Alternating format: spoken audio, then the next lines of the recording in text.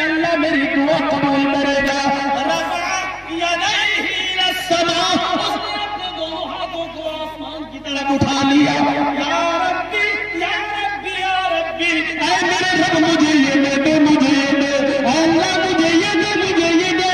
ऊपर से आवाज आती है मतामू हराम, मशरबू हराम, मलबसू हराम, वग़ुज़िया बिल हराम। ऐ मेरे बंदे, मैं चाहता हूं कि तुझे छप्पर फाड़ के दो। ऐ मेरे बंदे, तू मुसाफिर है, मैं चाहता हूं तेरी झोली भर दो। मेरे बंदे, तू जो मांग रहा है मैं तुझे देना चाहता हूं, लेकिन तू ही बता जो खा के आया है वो हराम का। मदामू हराम, इसका खाना हराम, मलबसू हराम। आए मेरे बंदे, जो कपड़ा पहन कर आया है वो माल हराम का। वो मशरबू हराम, मेरे बंदे जो पानी पी कर आया है, जो पी के आया वो हराम, जो पहन के आया वो हराम। मेरे बदन में जो खून दौड़ रहा है वो गुज़िया बिल हराम, जो खून गर्दिश कर रहा है वो भी हराम का। अन्ना युस्तजाबु लिज़ालिक, मैं तेरी दुआ सुनूं तो कहां से सुनूं, मैं तेरी दुआ कबूल करूं तो कहां से करूं। नहीं सुनता। आज अपने भाइयों के साथ अपने सारा माल हमारे पास आ जाए तो बेचारा उस गज़बे को याद करो। 3 सहाबी पड़े हुए प्यासे तड़प रहे, जख्मी है, पानी पानी चीख रहे। एक सहाबी पानी का प्याला लेकर एक सहाबी के पास पहुंचते, जख्मी के पास उठो, सहारा दिया कि लो पियो।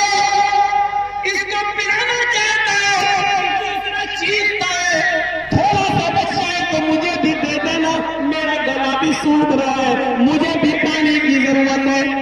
इस आदमी ने देखा है पानी तो थोड़ा है, ये साहबी मुझसे भी ज्यादा प्यासा है। उसने अपने भाई को कहा जाओ इसको पहले पानी पिला दे, बच जाए तो मुझे पिला देना। दूसरे के पास जाता है, दूसरे को उठाता है, लो पानी पियो। तीसरा चीखता है कि मैं तुमसे ज्यादा प्यासा हूं, तो तीसरे के पास भेज देता है, वो मुझसे ज्यादा प्यासा है, उसको पिला दो, बच जाए तो मुझे देना। वो तीसरे के पास जाता है, लो पानी पियो। तीसरे के पास पानी को ले जाता है, जैसे उसको सहारा दे के उठाता है, क्या देखता है तीसरे की जान जा चुकी है, अब वो पानी पीने की ताकत नहीं रखता। सोचा चलो लौट कर चलो दूसरे ही को पिला दो। वो लौट कर दूसरे के पास आया, उसको पानी पिलाना चाहता है, क्या देखता है कि दूसरे की भी जान जा चुकी है, दूसरा भी अपने रब को प्यारा हो चुका है। उसने सोचा कि पहले ही के पास चलो उसको भी पानी पिला दो, और गया और पहले को पानी पिलाना चाहता है, लेकिन क्या देखता है कि पहला भी आब हयात से अपनी प्यास बुझा चुका है, वो भी अपनी जान जाफरी के सुपुर्द कर चुका है, उसका भी इंतकाल हो गया है, पानी अपनी जगह पर मौजूद है।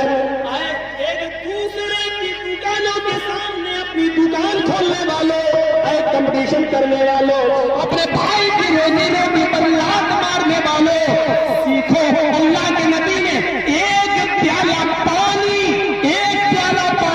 कैसा बनाया। सहाबा का ज़मीर पानी पिलाने जा रहा है, खुद प्यासा है लेकिन दूसरे के पास भेज रहा है, दूसरा खुद प्यासा है, तीसरे के पास भेज रहा है, तीसरा पानी पीने से पहले इंतकाल कर जाता है, दूसरा लौट कर आता है दूसरे के पास, वो भी चला जाता है, लौट कर पहले के पास आता है, वो भी चल दे देता है।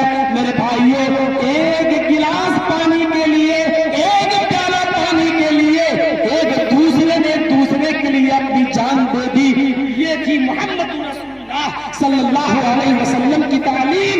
वज़कुरू निअमतल्लाहि अलैकुम इज़ कुंतुम आदाअन फ़अल्लफ़ बैन क़ुलूबिकुम फ़अस्बहतुम बिनिअमतिही इख़वाना। और याद करो तुम अल्लाह की उस नेमत को जो उसने तुम्हारे ऊपर की है। इज़ कुंतुम आदाअन, कि तुम आपस में एक दूसरे के दुश्मन थे, तुम आपस में दूसरे के दुश्मन थे। फ़अल्लफ़ बैन क़ुलूबिकुम, अल्लाह ने तुम्हारे दिलों में उल्फत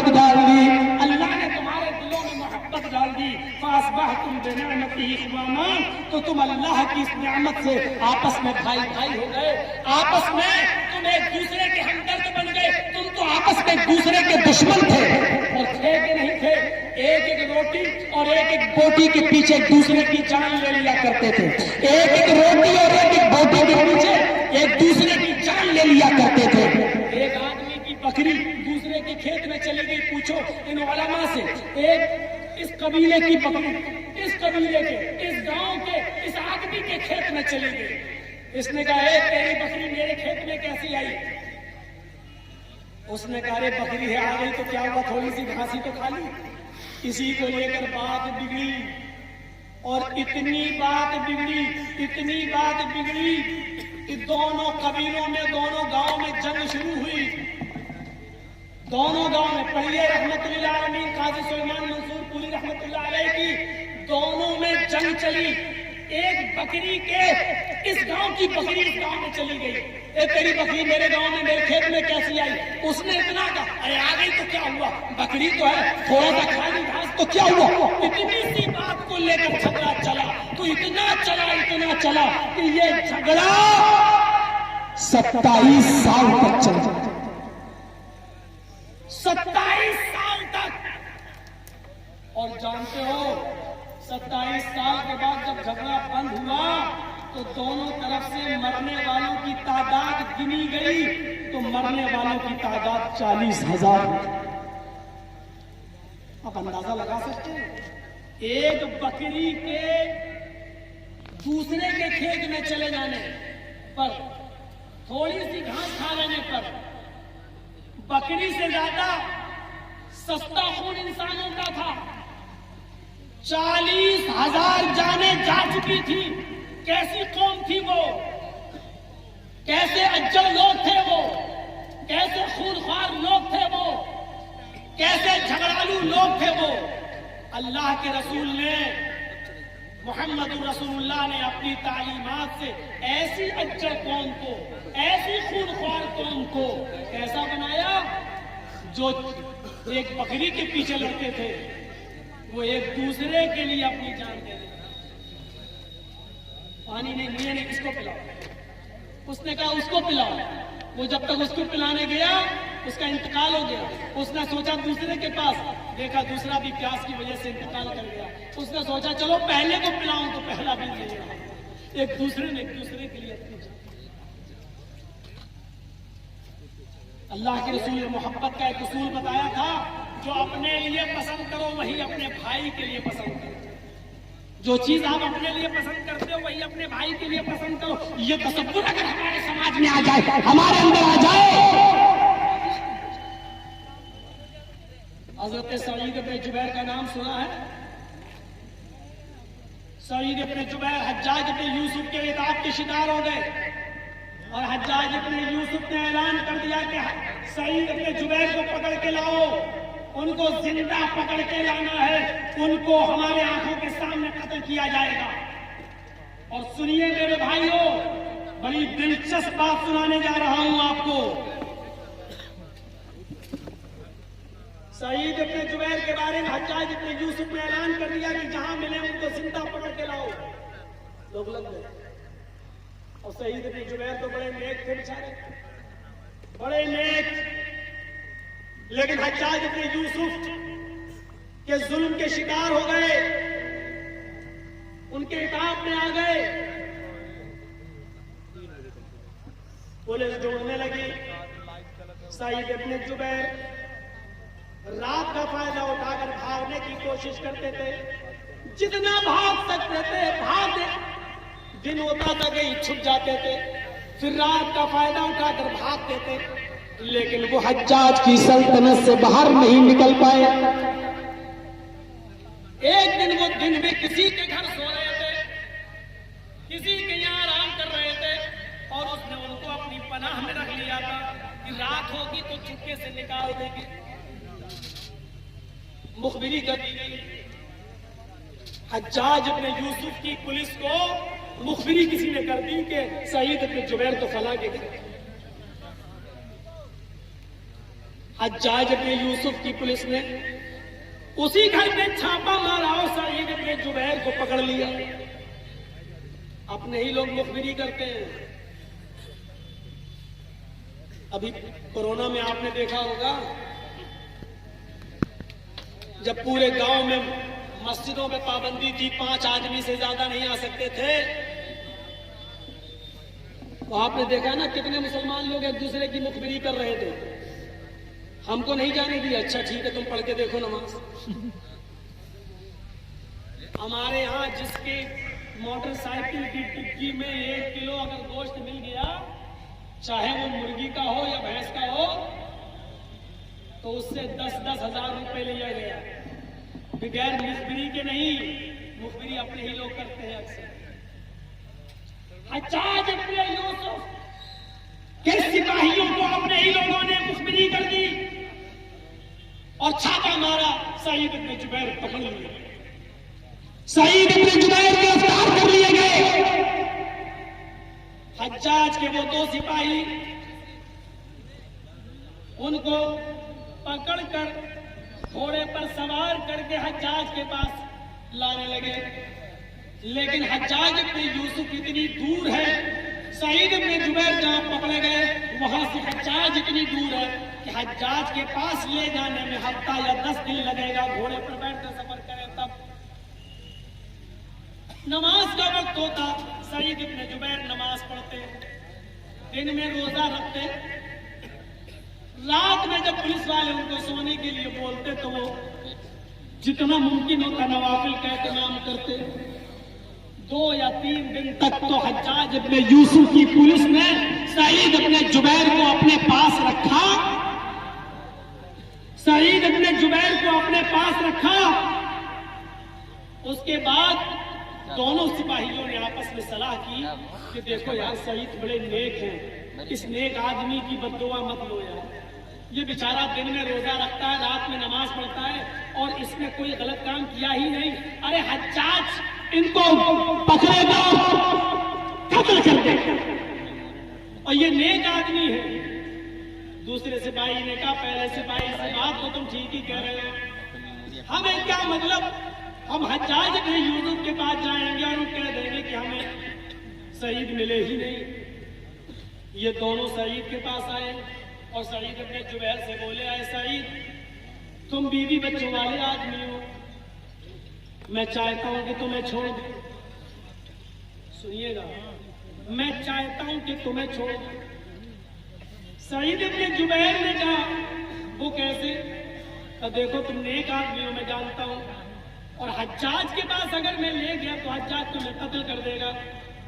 सईद ने कहा, ये मैं जानता हूं, ऐसा करो कि मैं तुम्हें छोड़ रहा हूं, तुम रात की तारीकी का फायदा उठाकर जल्दी निकल जाओ। हज्जाज के सामने हम जाएंगे तो हम हज्जाज से कह देंगे हमें तो सईद मिले ही नहीं। सईद इब्न जुबैर ने कहा, बहुत अच्छा, अल्लाह तुम्हारे ऊपर रहम करे, हमारे भी बच्चे हैं, हमारी भी बीवी है, हमें अपने बीवी बच्चों की फिक्र है, तो मुझे छोड़ रहे हो, अल्लाह तुम्हारे ऊपर रहम करे, अल्लाह तुम्हें इसका इजाज़त अता फरमाए। हज्जाज की सिपाहियों ने छोड़ दिया। सईद इब्न जुबैर अभी मुश्किल से 1 या 2 मील दूर गए। सईद इब्न जुबैर अभी मुश्किल से 1 या 2 मील दूर गए होंगे, बस इससे ज्यादा नहीं। फिर लौट कर वापस आ गए, जबकि छोड़ दिया। गौर करो, अगर किसी को छोड़ दिया जाए तो आदमी कितना खुश होगा। इनको छोड़ दिया गया, ये खुश थे और गए, लेकिन 2 मील दूर जाने के बाद वापस आए और इन सिपाहियों से कहा, है रुको रुको, इधर आओ, मुझे पकड़ लो, मेरे हाथों में हथकड़ी डालो और मुझे हज्जाज के पास लेकर चलो। आप सोच रहे होंगे क्यों, वही मैं बताना चाहता हूँ आपको। उन पुलिस वालों ने, उन सिपाहियों ने कहा, ऐसा ही हमने तो तुम्हें छोड़ दिया है। फरमाया, नहीं, तुमने छोड़कर अपना काम कर दिया है, लेकिन मेरी गैरत गवारा नहीं कर रही है कि मैं जाऊं, तुम मुझे हज्जाज के पास ले चलो। सिपाहियों ने कहा, सईद तुम कत्ल कर दिए जाओगे। सईद ने कहा, मुझे मालूम है कि मैं कत्ल कर दिए जाऊंगा, फिर मैं तुम्हें छोड़ दिया, तुम जाओ। सईद कहते, नहीं, मैं नहीं जा सकता, मैं नहीं जा सकता, इसलिए कि जिस मुखबिर ने मेरी खबर दी है कि मैं फला के घर में छिपा हूं, उस मुखबिर को यह मालूम होगा कि तुम दोनों के साथ हूं मैं, तुम दोनों ने मुझे पकड़ लिया है। उस मुखबिर को यह मालूम होगा। और जब हज्जाज के सामने तुम जाओगे और ये कहोगे कि मुझे सईद मिले ही नहीं, और उसी मुखबिर ने, उसी जासूस ने अगर ये कह दिया कि इन्होंने पकड़ लिया था सईद को, ये ला रहे थे लेकिन रास्ते में इन्होंने छोड़ दिया, तो आए पुलिस वालों, आए सिपाहियों, मैं तो बच जाऊंगा, लेकिन हज्जाज तुम दोनों को नहीं छोड़ेगा, क्योंकि तुम दोनों मुझे छोड़ रहे हो। और मैं ये पसंद नहीं करता हूं कि मेरी जान बच जाए और मेरी वजह से तुम दोनों की जान चली जाए। अल्लाह के नबी ने फरमाया, जो अपने लिए पसंद करते हो वही अपने भाई के लिए पसंद करो। जब मुझे अपनी जान देना पसंद नहीं है तो तुम्हारी जान लेना क्यों पसंद होगा? मैं अपनी वजह से तुम दोनों की जान खतरे में नहीं डाल सकता, तुम मुझे लेकर चलो। पुलिस वालों ने बहुत कहा लेकिन ये नहीं माने, और ये दोनों पुलिस वाले सईद इब्न जुबैर को हज्जाज के सामने लाए। हज्जाज ने पूछा, सईद तुम्हारी आखिरी तमन्ना क्या है? सईद ने कहा 2 रकात नफिल नमाज। बहुत ही मुख्तसर उन्होंने 2 रकात नफिल नमाज पढ़ ली। हल्का फुल्का कुछ खाने की ख्वाहिश दायर की तो वो भी दे दिया गया। उसके बाद नखूनी चमड़ा बिछा दिया गया। सईद इब्न जुबैर को घुटनों के बल उसके ऊपर बिठा दिया, पीछे से उनके दोनों हाथ बांध दिए। सईद इब्न जुबैर के पीछे से दोनों हाथ बांध दिए और उनकी गर्दन को नीचे डाल दिया गया। और हज्जाज ने कहा अपनी आंखों के सामने जल्लाद से कि मेरी आंखों के सामने सईद इब्न जुबैर की गर्दन पे तलवार मार दो और इसकी गर्दन को इसके सर को इसके तन से जुदा कर दो। जल्लाद ने हुक्म माना और जल्लाद ने हज्जाज इब्न यूसुफ की बात मानते हुए एक ही तलवार चलाई। तलवार सईद इब्न जुबैर की गर्दन पर लगती है और गर्दन तन से जुदा हो जाती है। मेरे प्यारे साथियों, पूरा वाकया बयान करने का मकसद सिर्फ ये है कि सईद इब्न जुबैर ने अपनी जान दे दी, लेकिन अपने आप को बचाने के लिए उन दोनों मुसलमान सिपाहियों की जान खतरे में नहीं डाली। ये होता है मुसलमान। या तो अगर पता चल जाए तो पूरा का पूरा माल ही चला जाता है। ईद के दिन चप्पलों की चोरी देख लो ईदगाहों से और मस्जिद जुमे के दिन मस्जिदों से, कोई चीज बचती है। और ताज्जुब तो यह है कि ये सारी चीजें हम मजे लेने के लिए और सुनते हैं। ऐसा होता है और उस पर हम खुश होते हैं। याद करो जब सुल्तान डाकू को फांसी के फंदे पे लटकाया जा रहा था तो उससे पूछा गया था कि तुम्हारी आखिरी तमन्ना क्या है? उसने कहा मेरी आखिरी तमन्ना यह है कि मुझे मेरी मां की आंखों के सामने फांसी दी जाए। उसकी मां को बुलाया गया, आए सुल्तान ले तेरी मां तेरी आंखों के सामने करी है, क्या और भी कोई आखिरी तमन्ना है? सुल्तान डाकू ने मुस्कुराते हुए कहा एक और तमन्ना है। कहा क्या?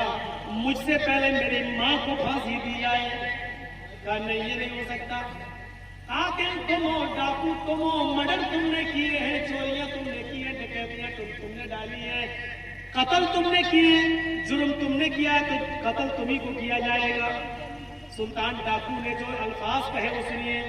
हाँ आए पुलिस वालों, ये सच है कि मैंने चोरी की है, मैंने डकैती डाली है, मैंने माल लूटने के लिए दूसरों का मर्डर भी किया है, लेकिन तुम्हें ये नहीं मालूम कि मुझे चोर किसने बनाया है? ये डाकू बनाने वाली, कातिल बनाने वाली मेरी माँ है। जब मैं 5 साल का था मुझे एक छोटा सा सिक्का इसने दिया था, कहा जाओ एक अंडा लेकर आओ। मैं किराने की दुकान पर गया था, मैंने एक अंडा लिया, अंडे वाले ने पैसा मांगा, मैंने कहा पैसा दे तो दिया, उसने समझा कि पैसा दे दिया है, मैं झूठ बोल दिया, मैंने अंडा ले लिया। पैसा भी बचा लाया और अंडा भी लेकर आया। मैंने वो अंडा अपनी माँ को दिया। माँ ने पूछा, बेटा ये पैसे कैसे बच गए? मैंने तरीका बताया। माँ ने मेरी पीठ थपथपाई, शाबाश बेटा, तूने तो आज शाम के खाने का भी इंतजाम कर दिया है। मेरी हिम्मत वहीं से बढ़ी और जब भी मैं चोरी करके लाता मेरी माँ मुझे हिम्मत बढ़ाती जाती और मुझे हौसला देती जाती। फिर मैं चोर से डकैत बना। उसके बाद जो कोई माल नहीं देता था उसकी गर्दन उड़ाना मेरा बाएं हाथ तक खेल हो गया है। मैंने लोगों की गर्दनें उड़ा उड़ा कर माल लूटना शुरू किया। आज मुझे चोर डकैत के साथ साथ कातिल बनाने वाली मेरी माँ है। मुझे फांसी दी जा रही है। मेरी माँ को क्यों छोड़ा जा रहा है? मेरी माँ ने ही तो मुझे मुजरिम बनाया। चीखते रहो, चिल्लाते रहो, लेकिन माँ को फांसी नहीं दी जाएगी। फांसी तुम्हीं को दी जाएगी और सुल्तान डाकू को फांसी दे दी गई है। आप अपने बच्चों को क्या तरबियत दे रहे हो? गौर कीजिए। आप अपने बच्चों को कैसा बना रहे हो? गौर कर लो। हिम्मत कैसे पड़ जाती है आज आपकी बेटियों को टिकटॉक पर डांस करने की? हिम्मत कैसे पड़ जाती है आज आपके बेटों को टिकटॉक पर डांस करने की? हिम्मत कैसे पड़ती है आपका बेटा रात के 10 बजे के बाद आपके घर आए और आप कुछ न कहे? हिम्मत कैसे पड़ जाती है आपकी बेटी की जो रात के 10 बजे के बाद भी आपकी आंखों के सामने मोबाइल चलाए, फैशन डिजाइनर करे, फेसबुक चलाए और मैसेंजर चलाए और व्हाट्सएप चलाए? आपकी आंखों के सामने हिम्मत कैसे पड़ जाती है? हजरत ज़करिया अलैहिस्सलाम जब मेहराब में दाखिल हुए तो देखा मरियम अलैहिस्सलाम के पास फल रखे हैं, ये फ्रूट रखे हुए हैं। आम का मौसम नहीं, आम रखे हैं। अंगूर का मौसम नहीं, अंगूर रखे हुए हैं। लीची का मौसम नहीं, लीची रखी हुई। ये गैर मौसम बेमौसम फल कैसे? ये बेमौसम फल कैसे? गौर करो, हजरत मरियम कौन? सुनो नौजवानों, हजरत मरियम कौन? जिनकी पाक दामनी का ऐलान अल्लाह तबारक व तआला ने किया है। वो मरियम जिन्होंने बगैर शौहर के बेटा पैदा किया। ईसा पैदा हुए उनके पेट से। वो मरियम जिन्होंने बगैर शादी के और बगैर निकाह के ईसा अलैहिस्सलाम उनके पेट से पैदा हुए और अल्लाह ने उनकी पाक दामनी का ऐलान किया। हजरत ज़करिया उनकी परवरिश कर रहे थे। जब मेहराब में दाखिल हुए तो बेमौसम फल देखे। कुरान पढ़िए, सूरह मरियम पढ़िए, कुरान पढ़िए। हजरत ज़करिया ने जब बेमौसम फल देखी तो हजरत मरियम से पूछा, अन्ना लगी हाज़ा, अय मरियम इन फलों का तो मौसम नहीं है, ये फल तेरे पास कहां से आए? वो मरियम जिसकी पाक दामनी का ऐलान अल्लाह खुद कर रहा हो, उस मरियम से क्लास ली जा रही है, उस मरियम से सवाल हो रहा है। ये मीडिया चीखती है, चिल्लाती है, औरतों को, लड़कियों को आजादी क्यों नहीं?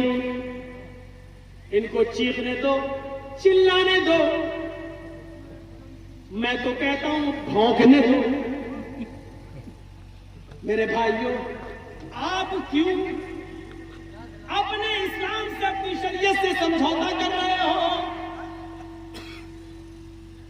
ये उनकी ऊपर डिबेट क्यों नहीं करते जब इनके गांव में आज भी उनकी औरतें साड़ी ओढ़ती है तो साड़ी का पल्लू घूंघट के तौर पे अपने घर चेहरे पे डाल लेती है?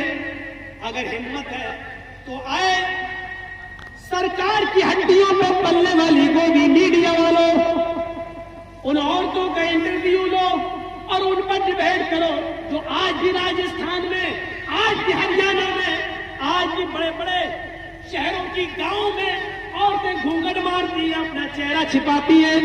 अगर आपको इंटरव्यू ही लेना है, डिबेट ही करना है तो ट्रेन में उन औरतों के बारे में डिबेट करो जो आज साड़ी ओढ़ते हुए भी अपना पल्लू गिरा लेती है और आज भी ट्रेन और बसों में अपना चेहरा, वो हिंदू औरतें, वो गैर मुस्लिम औरतें अपना चेहरा बसों में पैसेंजर्स और ट्रेन में पैसेंजर्स को नहीं दिखाती हैं और अपने गांव में कुएं पे पानी भरने जाती है या हैंड पाइप या समर पे पानी भरने जाती है तो अपना चेहरा छिपाए रहती है, घूंघट मारे रहती है और अपना चेहरा नहीं दिखाती है।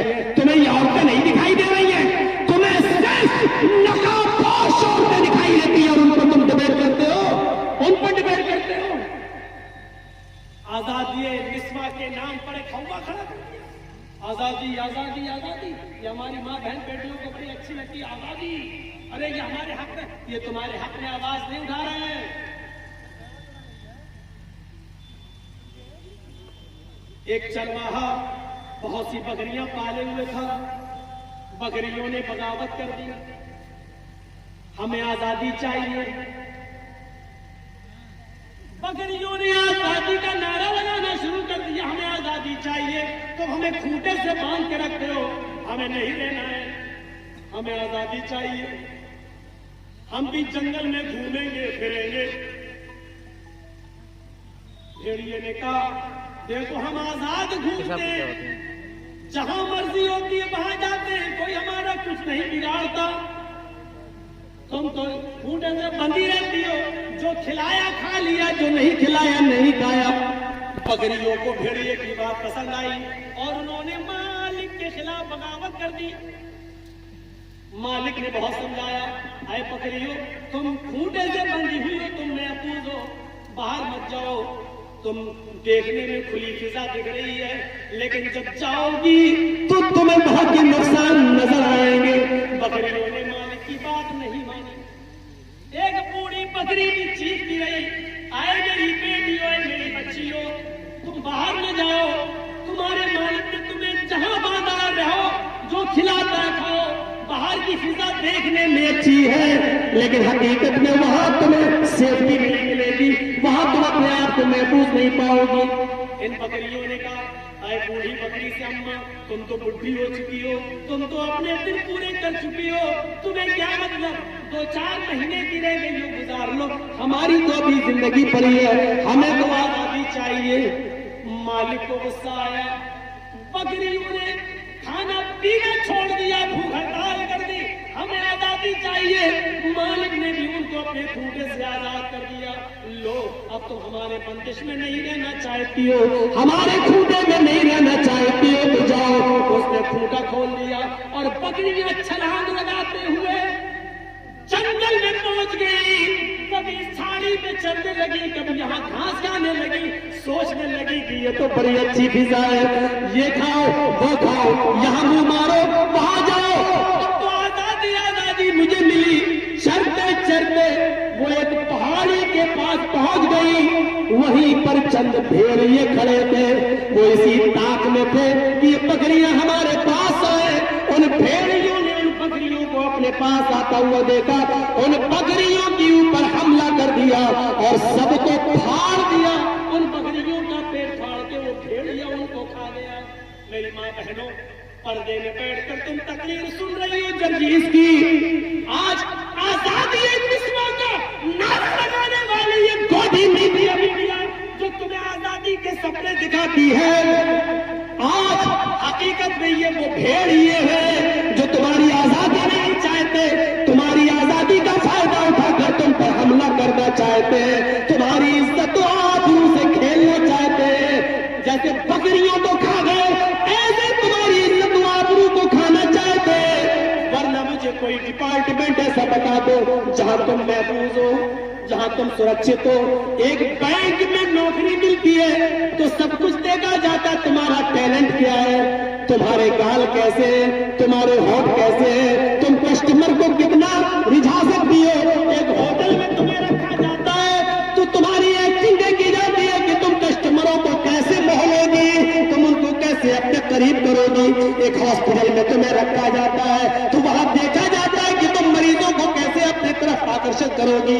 एयर हॉस्टेस बनकर एरोप्लेन में, जहाज में तुम्हें नौकरी दी जाती है तो ये तेज कर दी जाती है कि तुम कस्टमरों का दिल कैसे अपने पास रख सकती हो और उनको कैसे अपने जिस्म का गुलाम बना सकती हो। ये सारी चीजें इज्जत कहाँ महफूज है, तुम्हारी आबरू कहाँ महफूज है।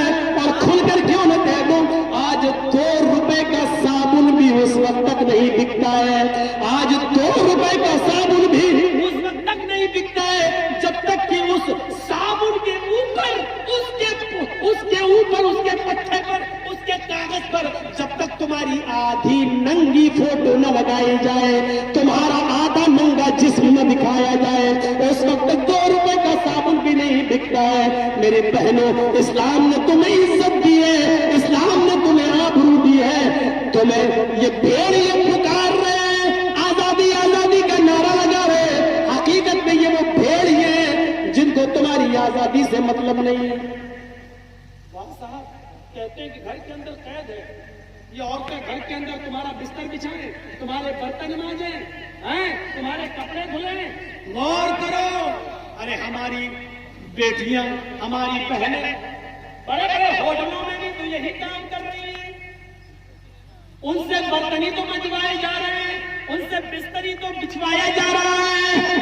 अगर वो अपने घर में अपने बाप के लिए, अपने माँ के लिए, अपने भाई के लिए बिस्तर बिछा दे तो ये कैद है। कस्टमरों के लिए होटल में बिस्तर बिछाए तो ये आजादी है। अपने बाप को और अपनी बूढ़ी माँ को और अपने भाई को अगर खाना पकाकर खिला दे तो ये कैद है। हवाई जहाज के अंदर कस्टमरों के सामने खाना रख दे तो ये आजादी है। आए मीडिया वालों, तुम्हारे खोपड़ी में कौन से जानवर का गोबर भरा हुआ है? माँ बाप की खिदमत करने को, भाई बहनों की खिदमत करने को, बूढ़ी औरत की खिदमत करने को तुम कैद कहते हो, और बाहर गैरों की खिदमत करने को तुम आजादी कहते हो। तुम्हारी अकलों में गाय का तो नहीं, भैंस का गोबर भरा हुआ है, इसको तुम आजादी का नाम दे रहे हो। शर्म मगर तुम्हें नहीं। तो सब देखिए, ये आजादी है निस्वा का नाम, आजादी है। तो मेरे प्यारे साथियों, बात बहुत आगे बढ़ गई। सईद इब्न जुबैर ने अपनी जान दे दी, लेकिन उन सिपाहियों को नहीं मारा। आज क्या हो रहा है? हम अपने मुआशरे पर गौर करें, अपने समाज पर गौर करें। एक दूसरे का माल भी हम खा जाना चाह रहे हैं, उसके माल पर भी हम कब्जा कर लेना चाहते हैं। और ये हाल है, ये हाल कि हमें एहसास करना। आइए और अंदाजा लगाकर देख लीजिए आप,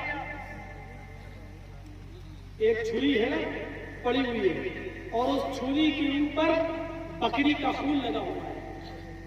छुरी जमीन पर गिरी हुई है ऐसी, यानी जो बकरा ज़िबा किया जाता है उसका हिस्सा ऊपर है, ऐसे गिरी हुई है कि कुत्ते की नजर पड़ी उसके ऊपर, कुत्ते ने देखा उस छुरी पर खून लगा हुआ है, वो कुत्ता गया उस बकरी के खून को ऐसे चाटने की कोशिश करता है छुरी से। बकरी का खून तो उसने चाट लिया, लेकिन उसकी जबान कट गई, और उस कुत्ते की जबान से जो खून निकला वो छुरी में लग गया। कुत्ता समझा अभी पूरी तरीके से खून साफ नहीं किया, अभी खून बकरी का बाकी है। उसने दोबारा जबान लगाई, जबान दूसरी जगह से कट गई, खून छुरी पर फिर लग गया। कुत्ते ने सोचा खून काफी है बकरी का, उसने फिर चाटा, जबान तीसरी जगह से कट गई, खून फिर लग गया। कुत्ता बकरी का खून समझ के चाटता रहा, अपनी जबान कटती गई, यहां तक कि उसकी जबान कट के गिर गई, फिर वो खा पी नहीं सका। आज यही हाल हमारा है, हम दूसरे को बर्बाद करने के चक्कर में अपने आप को बर्बाद। और देख लो, जिस आदमी ने मुझे जेल की सलाखों तक पहुंचाया, अगर मैंने 2 लाख खर्च किए तो उसने 5 खर्च किया, मैंने 5 खर्च किए तो उसने 8 खर्च किया। और आज उसकी नौबत यह आ गई कि उसकी जमीन बिक गई, जायदाद बिक गई। आज वो सड़क पर आ गया, कंगाल हो गया। और हमारे ही काबा में कब्रिस्तान की जमीन पर कब्जा करने के बारे में सोच रहा है, किसी तरीके से उस पर कब्जा कर ले। वक्फ बोर्ड में कमेटी बनवाई, छोटी फर्जी कमेटी, अब यही मिल जाए। तुम दूसरों को बर्बाद करते हो। याद रखना, जिसको हम पकड़ना चाहें उससे तेज हम भी भाग रहे हैं, क्योंकि हम किसी का पीछा करेंगे तो उससे तेज हमें भागना पड़ेगा। आप यह मत समझो कि जिसके पीछे आप पड़े हो वो थक रहा है, आप उसके पीछे पड़े हो, आप उससे ज्यादा थक रहे हो, क्योंकि उससे ज्यादा तेज स्पीड में आपको भी दौड़ना पड़ रहा है, आपको भी भागना पड़ रहा है। आप जब उससे तेज भागेंगे तब आप उसको पकड़ पाएंगे। वो जितना थकेगा उससे ज्यादा आप थकेंगे, वो जितना बर्बाद होगा उससे ज्यादा आप बर्बाद होंगे। एक दूसरे को बर्बाद करने वालों, कोर्ट कचहरियों मुकदमे करने वालों, तुम जितने बर्बाद हुए हो उससे ज्यादा बर्बाद वो हुआ है जो तुम्हें बर्बाद करना चाहता है। आप पीछे मुड़ के देखिए, वो आपसे ज्यादा बर्बाद हो चुका है, वो आपसे ज्यादा पिट चुका है, वो आपसे ज्यादा तहस नहस हो चुका है। और ये जीती जाती तस्वीर है। आप हमारे दुश्मन, हमारे विरोधी और हमारे मुखालिफ,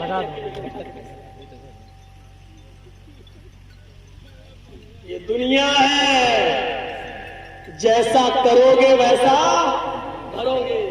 दो चीजें हैं याद रखना, एक कानून शरीयत, एक कानून फितरत। शरीयत में माफी है, फितरत में माफी नहीं है। लॉ ऑफ नेचर किसी को माफ नहीं करता है। शरीयत में माफी है, नेचर माफ नहीं करता है। हमने आपको थप्पड़ मारा, आपसे माफी, गलती हो गई, माफ कर दो, माफ कर सकते हो। बाप को आपने मारा, बाप से गलती हो गई, माफ कर दो, बाप ने माफ कर दिया, अल्लाह भी माफ कर देगा। लेकिन याद रखना, शरीयत में माफी है, लॉ ऑफ नेचर में माफी नहीं है। आपने अपने बाप को मारा है, तैयार रहिए, आपकी औलाद आपको भी मारेगी। आपने अपनी मां को निकाला है घर से, तैयार रहिए, आपकी बड़ी औलाद आपको घर से निकालेगी।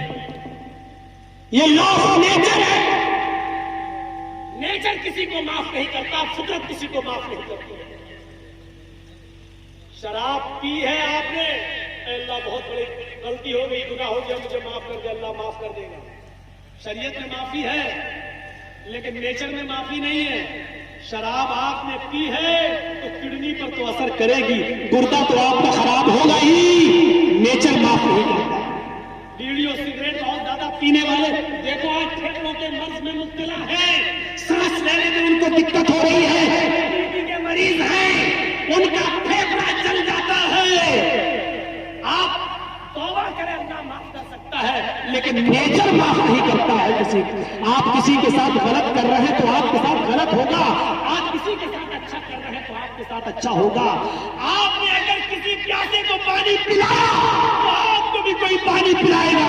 आपने किसी मजबूर की मजबूरी में मदद की तो आपकी भी मदद की जाएगी। आपने अगर अपने बाप को मारा है तो आपकी औलाद आपको मारेगी। आपने अपनी मां को घर से निकाला है तो आपकी औलाद आपको घर से निकालेगी। ये लॉ ऑफ नेचर है, और नेचर किसी को माफ नहीं करता है, नेचर किसी को माफ नहीं करता है। इसलिए याद रखो, अगर आप किसी पर जुल्म कर रहे हैं तो जुल्म आपके साथ होगा, इसी दुनिया में होगा। अगर आप किसी की ऊपर जुल्म के पहाड़ तोड़ रहे हैं वापस नहीं पाओगे। उसकी लाठी में देर जरूर है लेकिन अंधेर नहीं है, उसकी यहाँ देर हो सकती है लेकिन अंधेर नहीं। ना इंसाफी नहीं होती है। इसलिए एक दूसरे के साथ बुरा करना छोड़ दो, एक दूसरे के साथ बुरा करना छोड़ दो, हमेशा अच्छा करो, लुक्मा हलाल खाओ, अपने भाई की मदद करो।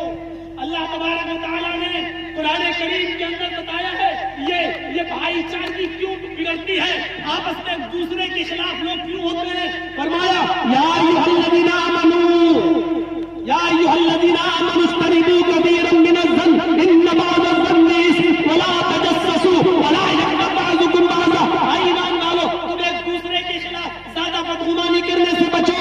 ये बदगुमानी इंसान को एक दूसरे का से नफरत करने का घुगर बना देती है, एक दूसरे से दूर कर देती है। बदगुमानी हमारी आपसे लड़ाई है, हमारी डॉक्टर फरीद साहब से बोलचाल बंद है।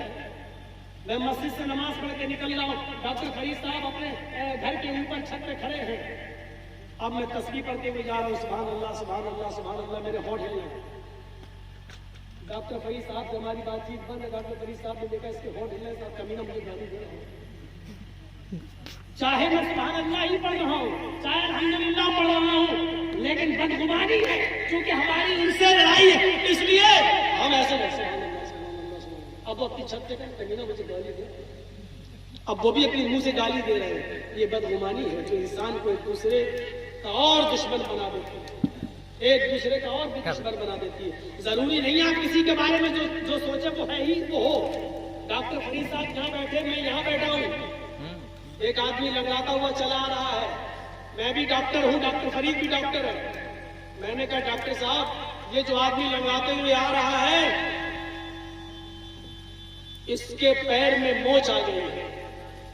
डॉक्टर साहब ने कहा नहीं जजी साहब आपका तजुर्बा गलत है, मैं कहता हूं इसकी रीढ़ की हड्डी में दर्द है। मैंने कहा डॉक्टर हूं मैं भी, मेरा तजुर्बा कहता है कि इस आदमी के पैर में मोच आ गई है। डॉक्टर फरीद साहब कह रहे हैं नहीं मैं भी डॉक्टर हूं, इस आदमी की रीढ़ की हड्डी में दर्द इसलिए लगा रहा है। मैंने कहा लगा लो 1000 की शर्त। डॉक्टर साहब ने कहा ठीक है, 1,000 रुपए दोनों ने रख दिया। तुम सच्चे तो मैं ले लूंगा, तुम सच्चे तो तुम ले लेना, मैं सच्चा तो मैं ले लूंगा। मेरा कहना है इसकी मोच आ गई, आपका कहना है रीढ़ की हड्डी में दर्द है, ठीक है। मेरी सोच मेरा गुमान कह रहा है कि उसके पैर में मोच, डॉक्टर साहब कह रहे हैं उसके रीढ़ की हड्डी में दर्द। 2000 रुपए यहाँ रखे हुए हैं, तीसरे आदमी के पास जो सच्चा होगा उसको दे दिया जाएगा। वो आदमी लंगड़ाते हुए हम दोनों के करीब आया। जर्जी साहब ने पूछा, डॉक्टर साहब ने पूछा कहिए आपके पैर में मोच आ गई है? मैं नहीं साहब। डॉक्टर साहब ने कहा कि आपकी रीढ़ की हड्डी में दर्द हो रहा है? नहीं साहब। अरे आपको क्या प्रॉब्लम है, मोच या रीढ़ की हड्डी में दर्द? उसने कहा ना मेरे पैर में मोच आई, न मेरे पैरों में, न मुझे रीढ़ की हड्डी में मेरे कोई दर्द है। अरे तो तुम लंगड़ा क्यों रहे हो? उसने कहा साहब मेरी चप्पल टूट गई है इसलिए लंगड़ाते हुए चल रहा था। दोनों का गुमान गलत हो गया है। जरूरी नहीं कि तुम जो सोचो वो सही हो, इसलिए अल्लाह ने कहा या अय्युहल्लज़ीना आमनू इज्तनिबू कसीरन मिनज़्ज़न्न इन्न बअदज़-ज़न्नि, ज्यादा बदगुमानी मत करो। इमाम औज़ाई रहमतुल्लाह अलैह की बीवी घर में, इमाम औज़ाई अपने घर के आंगन में चटाई पर कुरान पढ़ रहे थे। सुबह दरवाजा खटखटाया किसी औरत ने, इमाम औज़ाई ने दरवाजा खोला, सामने औरत खड़ी है गांव की। उसने कहा इमाम साहब मुझे आपकी बीवी से मिलना है। इमाम औज़ाई ने अपनी बीवी से कहा तुमसे मिलने के लिए कोई खातून आई है। इमाम औज़ाई कुरान लेकर घर में कमरे में घुस गए और अपनी बीवी से कहा कि तुम अपनी बहन को मोहल्ले से आने वाली औरत को चटाई पे बिठा लो और उससे बात कर लो। वो औरत जो गांव से आई थी इमाम औज़ाई की बीवी से मिलने, जैसी वो चटाई पर बैठी उसकी सलवार पीछे से भीग गई, यहाँ हिस्सा उसका चटाई पर पानी पड़ा था वो भीग गई। वो उठी, ये क्या हुआ? उसने देखा इमाम औज़ाई का छोटा सा बच्चा, 2 साल का, 1 साल का, 1.5 साल का बच्चा ये खेल रहा है, कपड़े भी नहीं पहने हैं। वो समझी कि इस बच्चे ने यहाँ पेशाब कर दिया है। इमाम औज़ाई की वो औरत कहने लगी लो इस बच्चे ने चटाई पर पेशाब कर दिया और मैं इसके पेशाब पर बैठ गई। आप तुम बाहर से आने वाली औरतों को ऐसी जगह बिठाती हो, शर्म नहीं आई? इस लड़के के पेशाब ने मेरे कपड़ों को नापाक कर दिया। इमाम औज़ाई की बीवी बोलती है ये पेशाब नहीं है, तुम बेफिक्र रहो, तुम जहां बैठी हो इससे तुम्हारी सलवार नापाक नहीं हुई। वो कहने लगी मैं कैसे मान लूं, बच्चे का कपड़ा भीगा हुआ है, चड्डी उसकी उतरी हुई है, कपड़ा पहना नहीं है, चटाई से उतरकर भी गया है, चटाई पर पानी पड़ा है और आप कह रही हो ये पेशाब नहीं है। इमाम औज़ाई की बीवी कहती है मैं जानती हूँ बेटा मेरा है, उसने पेशाब उसी कपड़े में किया है और पेशाब मैंने वो कपड़ा उतार कर वहां रख दिया है, इस चटाई पर वो नहीं आया है। वो कहती है कि मैं कैसे मान लूं? इमाम औज़ाई की बीवी से कहने लगी ये बच्चा इसकी चटाई के ऊपर से गया है और तुम कह रही हो कि ये उसका पेशाब नहीं है। अगर पेशाब नहीं है तो मुझे साबित करो कि ये पानी है, मुझे सबूत दो कि ये पानी है, पेशाब नहीं है।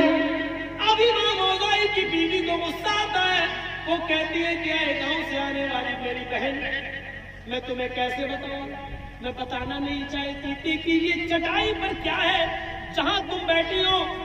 अब सुनो, मेरे शौहर फजर की नमाज मस्जिद में पढ़ाते हैं, मस्जिद से नमाज पढ़कर जब आते हैं तो इसी चटाई पर बैठकर सूरज निकलने तक कुरान पढ़ते हैं, और सूरज निकलने के बाद फिर अपने दोनों हाथों को उठाकर दुआ मांगते, तौबा करते हैं, अल्लाह से इस्तिग़फ़ार करते हैं, गुनाहों से माफी मांगते हैं, और अल्लाह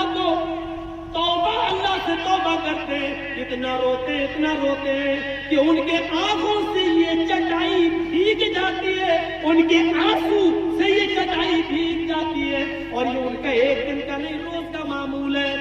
ये चटाई जिस पर पानी के जो कतरे तुम देख रही हो, जो तुम्हारी सलवार पे लगे हुए हैं, आए मेरी बहन, ये मेरे बच्चे का पेशाब नहीं, मेरे शौहर की आंखों के आंसू हैं, मेरे शौहर की आंखों के आंसू हैं, जिन आंसुओं पर तुम बैठ गई हो और जिससे तुम्हारी सलवार भीग गई है। देखिए, उस गांव की औरत जिसको पेशाब समझ रही थी, वो इमाम औज़ाई के आंसू निकले।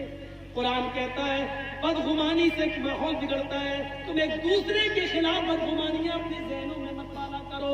आज हमने एक दूसरे के खिलाफ बदगुमानियां रखना शुरू कर दी, इसलिए आज ये हालात है। एक लड़की अभी जा रही हो यहाँ से और मोबाइल पर बात करती हुई जा रही हो, आपके दिमाग में ये नहीं आएगा कि अपने भाई से बात कर रही होगी, आपके दिमाग में ये नहीं आएगा कि अपनी बहन से बात कर रही होगी, आपके दिमाग में ये भी नहीं आएगा कि हो सकता है हॉस्पिटल में इसका बाप बैठने दो और ये किसी डॉक्टर से अपने बाप के बारे में पूछ रही है।